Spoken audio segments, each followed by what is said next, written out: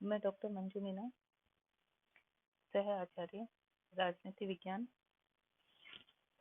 MS girls college Bikaner. आज का हमारा टॉपिक है राजनीति का स्वरूप। इससे पहले की क्लास में मैंने आप लोगों को थोड़ा राजनीति के बारे में बताया था कि प्रथम महायुद्ध से पहले तक अंतर्राष्ट्रीय राजनीति में साधारणतः जनता का कोई इंटरेस्ट नहीं था, क्योंकि विदेश नीति बनाने का कार्य सरकार और मंत्रिमंडल और विदेश मंत्रालय के विशेषज्ञों के ऊपर छोड़ करके और साधारण नागरिक जो है निश्चिंत सा रहता था। और साथ ही साधारण जनता को इसके बारे में कोई जानकारी भी नहीं थी, इतनी जागरूकता भी राजनीतिक दृष्टि से उस समय नहीं थी। राष्ट्र हित से संबंधित जो भी निर्णय लेने होते थे, राष्ट्र के सम्मान की कोई बात होती थी, तो उसके संबंध में पूरा का पूरा डिसीजन लेने का जो कार्य है वह सरकार के ऊपर छोड़ा जाता था। यदि कोई ऐसी स्थिति आ जाए तब मतलब कि देश के ऊपर कोई आक्रमण होने वाला हो या अशांति की स्थिति हो, तो उस समय साधारण जनता जो है अपना तन मन धन सब कुछ समर्पित करने के लिए तैयार रहती थी। अन्यथा जनता का राष्ट्रीय और अंतर्राष्ट्रीय राजनीति में किसी भी तरह का कोई इंटरफेरेंस जो है वो नहीं था। लेकिन धीरे धीरे राष्ट्रीयता की भावना का जो है विकास हुआ, आवागमन और संचार के साधनों का विकास हुआ, व्यापारिक प्रगति और प्रतियोगिता के कारण से साधारणतः जनता जो है राष्ट्रीय और अंतर्राष्ट्रीय राजनीति में इंटरेस्ट लेने लगी। उसी समय जब प्रथम महायुद्ध हुआ, फर्स्ट वर्ल्ड वॉर हुआ, तो सामान्य जनता की जो ये मान्यता थी उसमें परिवर्तन आया, क्योंकि सामान्य जनता को इस डिसीजन में शामिल किए बिना राष्ट्र की सरकारों ने जनता को प्रथम महायुद्ध में धकेल दिया था। तो सामान्य जनता को ये लगा कि उनके प्रति उपेक्षा की नीति जो है वो अपनाई जा रही है, और वही सही राष्ट्रीय और अंतर्राष्ट्रीय राजनीति में साधारण जनता ने रुचि लेना शुरू कर दिया। जहां तक वर्तमान की बात है, वर्तमान में अंतर्राष्ट्रीय राजनीति के क्षेत्र में राजनीति तथा उसके अध्ययन का एक महत्वपूर्ण स्थान जो है वो माना जाता है। राजनीति विदेश विभाग, दूतावासों, महावाणिज्य दूतावासों, विशेष मिशन जो भेजे जाते हैं या व्यक्तिगत रूप से प्रतिनिधियों को जो भेजा जाता है, उनके माध्यम से चलाया जाता है। क्योंकि राजनीति जो है उसको चलाने का कार्य जो है इनके माध्यम से किया जाता है। और सामान्यतः राजनीति जो होता है वह द्विपक्षीय होता है, दो पक्षों के बीच होता है, क्योंकि यह दो राज्यों के मध्य वार्ता और संबंधों को निर्धारित करता है।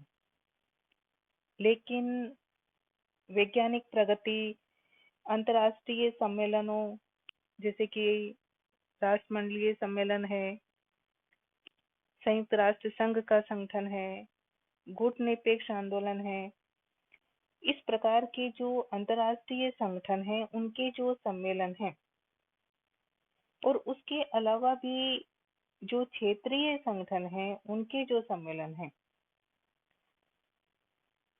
उनके कारण से और साथ ही सामूहिक सुरक्षा व्यवस्था आदि के कारण से यह संबंध द्विपक्षीय के साथ साथ बहुपक्षीय स्वरूप में भी निरंतर विकसित होते जा रहे हैं।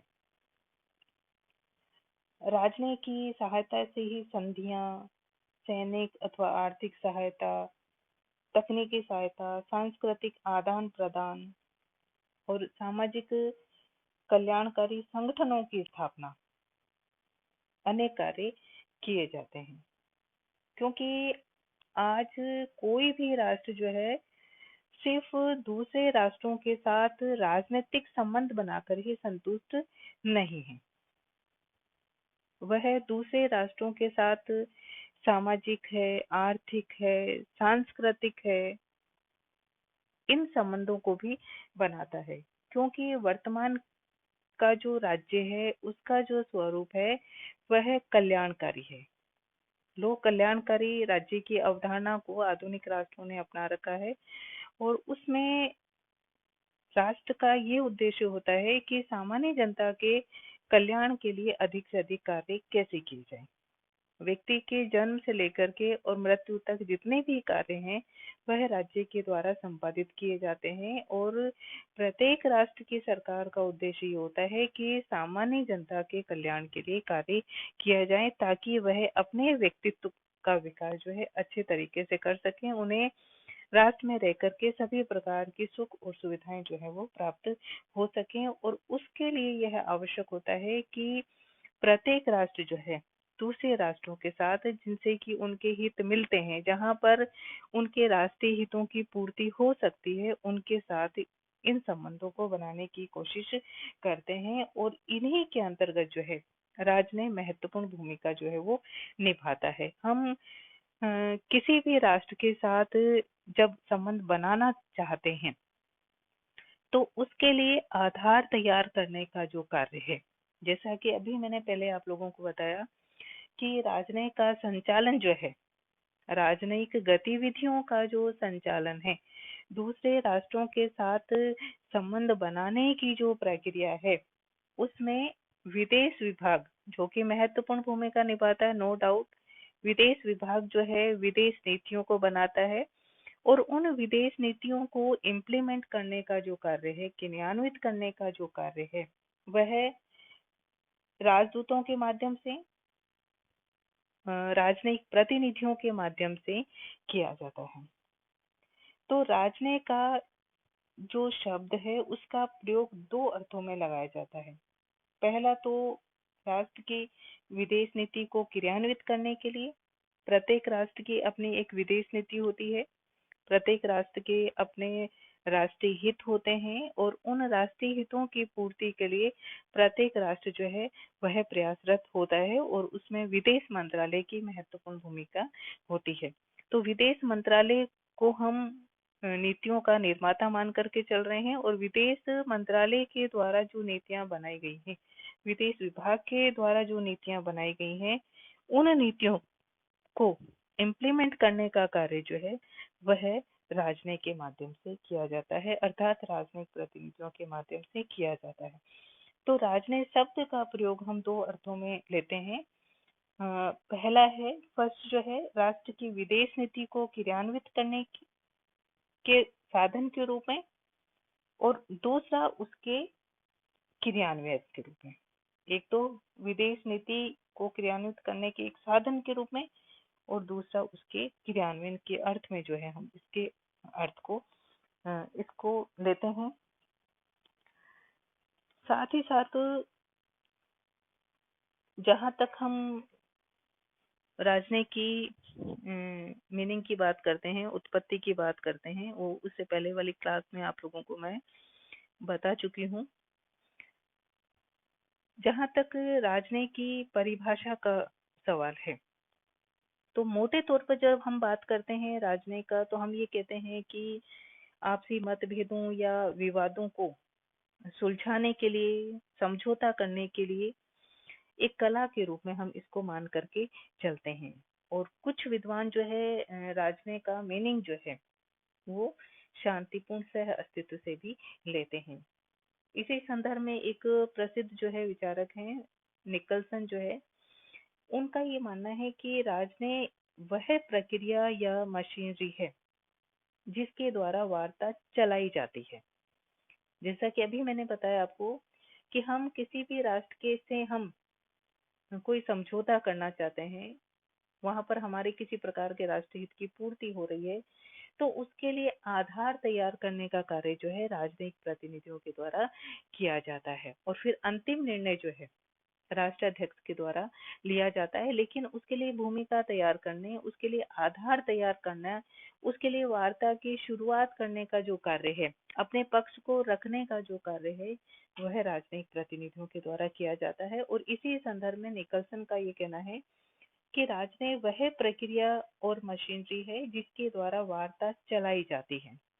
इसी प्रकार से एक दूसरे विचारक हैं रेगला, उनका ये मानना है कि राजनय समझौता वार्ता की एक कला है।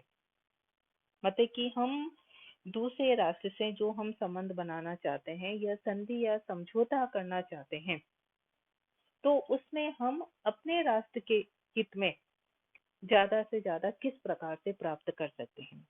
किसी भी राष्ट्र का राजनय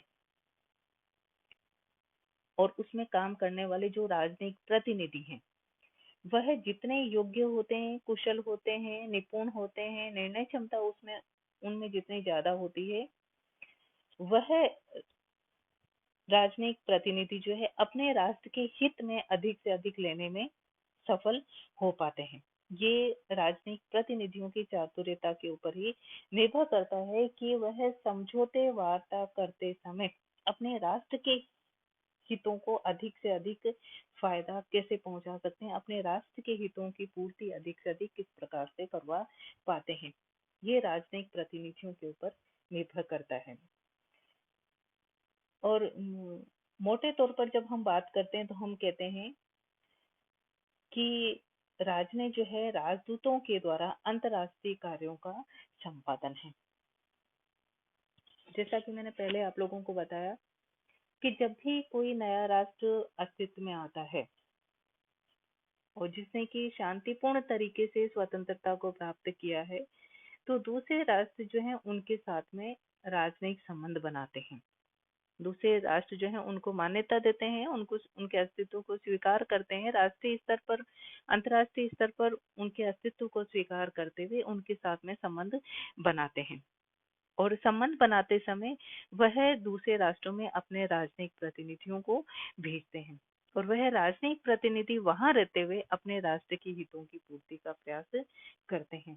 तो इसी के संदर्भ में हम ये कह सकते हैं कि राजदूतों के माध्यम से अंतर्राष्ट्रीय कार्यों का संपादन जो है वो किया जाता है। एक अन्य विचारक हैं क्विंसी राइट, उन्होंने राजनय को दो आधार पर परिभाषित किया है। एक तो उनका अर्थ जो है प्रचलित अर्थ है, जिसके अंतर्गत उन्होंने राजनय का अर्थ इस प्रकार से लिया है कि राजनय द्वारा किसी भी वार्ता या समझौते में चतुरता, बुद्धि एवं निपुणता का उपयोग किया जाता है। मतलब कि सामान्य जो प्रचलित जो भाषा है उसमें राजनय का अर्थ जो है वो ये लिया जाता है कि वार्ता या समझौते में चातुर्यता या बुद्धि और निपुणता का प्रयोग करना। लेकिन एक दूसरा अर्थ भी उनके अनुसार बताया गया है, जिसमें वो बताते हैं कि राजनय को वार्ता की एक कला के रूप में माना गया है, और इस स्थिति में उससे एक ऐसी राजनीतिक व्यवस्था सुलभ होती है जिसमें कि वह अपने राष्ट्र के हितों की पूर्ति कर पाता है या अपने राष्ट्र के हितों की पूर्ति में सफल होता है। अभी तक हमने जितनी भी डेफिनेशंस ली हैं डिप्लोमेसी की जो है, उसमें कुछ परिभाषाओं को हम स्वीकार कर सकते हैं और कुछ को हम अस्वीकार भी करते हैं। जैसा कि निकलसन ने कहा है कि राजनयिक समझौता वार्ता का एक साधन है, और राजनयिक जो है अंतर्राष्ट्रीय संबंधों की एक विशेष व्यवस्था है, और जिसकी सहायता से ही हम स्वतंत्र और सार्वजनिक राज्यों के मध्य वार्ता कर सकते हैं और उनके माध्यम से राष्ट्रीय हितों की पूर्ति की जा सकती है। इसको हम स्वीकार करते हैं। सामान्यतः हम क्या देखते हैं कि राजनयिक और विदेश नीति को एक मान लिया जाता है, जबकि राजनयिक और विदेश नीति एक नहीं है, बल्कि दोनों अलग अलग हैं। जैसे कि आंतरिक नीति जो होती है गृह कार्यों से संबंधित होती है, जबकि विदेश नीति जो है राष्ट्र के बाह्य व्यवस्थाओं की विदेश नीति से संबंधित होती है। तो विदेश नीति और राजनीति के वे पहिए हैं जिनकी सहायता से अंतर्राष्ट्रीय राजनीति चलती है। अंतर्राष्ट्रीय राजनीति को संचालित करने के लिए हमें विदेश विभाग और विदेश नीति और राजनयिक दोनों की आवश्यकता होती है। विदेश नीति का सामान्यतः हम अर्थ जो है राज्य के उस व्यवहार के रूप में लेते हैं जिसके माध्यम से राज्य अपने हितों की पूर्ति करते हैं। राज्यों के प्राकृतिक स्रोत या उनका सामरिक महत्व आदि राज्य की विदेश नीति को प्रभावित करते हैं। मतलब कि कुछ आधारभूत तत्व होते हैं प्रत्येक राष्ट्र के जो हैं, उन आधारभूत तत्वों को ध्यान में रखते हुए विदेश नीति जो है वो बनाई जाती है। राज्यों की राजनीति तथा उनकी विदेश नीति का निर्माण जो है वो है राजनेता करते हैं। विदेश नीति का निर्माण जो है विदेश विभाग जो है विदेश मंत्रालय विदेश मंत्री के द्वारा किया जाता है, लेकिन उसको इम्प्लीमेंट करने का जो कार्य है वह राजनयिक उसमें कार्य करने वाले राजनयिक प्रतिनिधियों के द्वारा किया जाता है। इसलिए राजनयिक और विदेश नीति कोई पर्यायवाची शब्द नहीं है, बल्कि दोनों अलग अलग हैं, दोनों के अलग अलग खाते हैं। और इसके संबंध में फ्रेडरिक महान जो है उन्होंने कहा है कि शक्ति के बिना राजनय वैसा ही है जैसा वाद्य यंत्रों के बिना संगीत। आज मतलब कि हम अमेरिका को एक सुपर पावर मानते हैं कि अमेरिका एक सुपर पावर है, और उनकी ये जो पावर है, शक्ति है, उसके पीछे राजनयिक की महत्वपूर्ण भूमिका है। विदेश नीति के क्षेत्र में राज्य सक्रिय अथवा निष्क्रिय हो सकता है, तो उसके पीछे जो है विदेश नीति के पीछे राजनयिक की महत्वपूर्ण भूमिका जो है वह होती है। धन्यवाद।